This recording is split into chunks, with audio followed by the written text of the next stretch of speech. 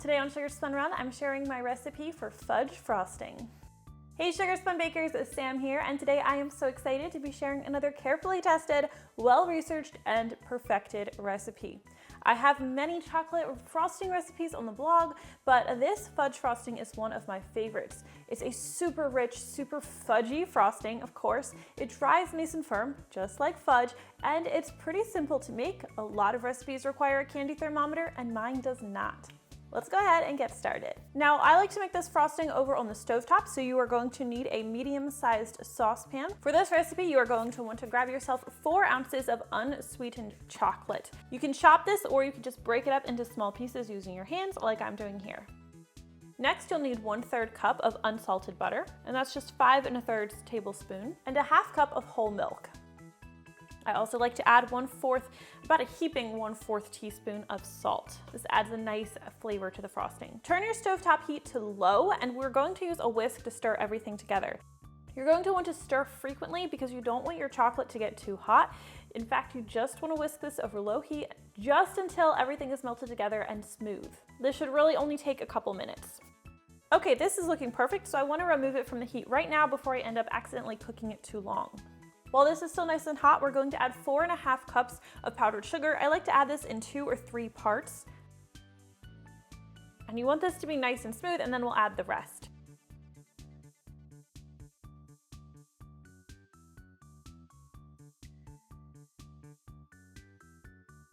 We'll also be adding 1 1/2 teaspoons of vanilla extract for flavor. Okay, so here's the most difficult part of this frosting. As you can see right now, it's really runny. You're not going to be able to pipe this on anything. If you put it on a cake, it's going to be like ganache. It's just going to drip right off. So you're going to have to wait until the frosting reaches a pipeable or a spreadable consistency. I don't like to give a time range of exactly how long this is going to take because that's going to vary based on a lot of factors, like how warm your kitchen is or precisely how warm you heated the chocolate. But for me, it usually takes anywhere between 30 and 60 minutes to get the frosting to a nice pipeable consistency. You'll want to whisk it periodically just to make sure a skin doesn't form. That way you can keep it nice and smooth, and just keep an eye on it because you don't want it to get so firm that you can't spread it.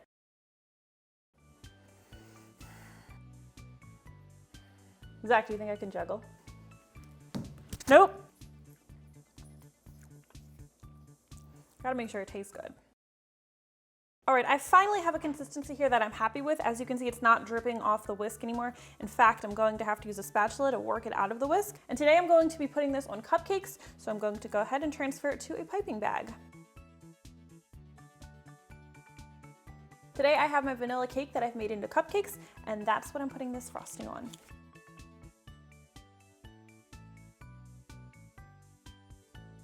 And that is how you make my favorite fudge frosting. I hope you guys enjoyed today's recipe, and if you try this one out, please let me know what you think. I always love hearing from you.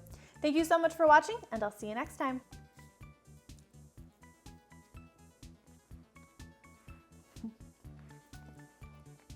That's really good.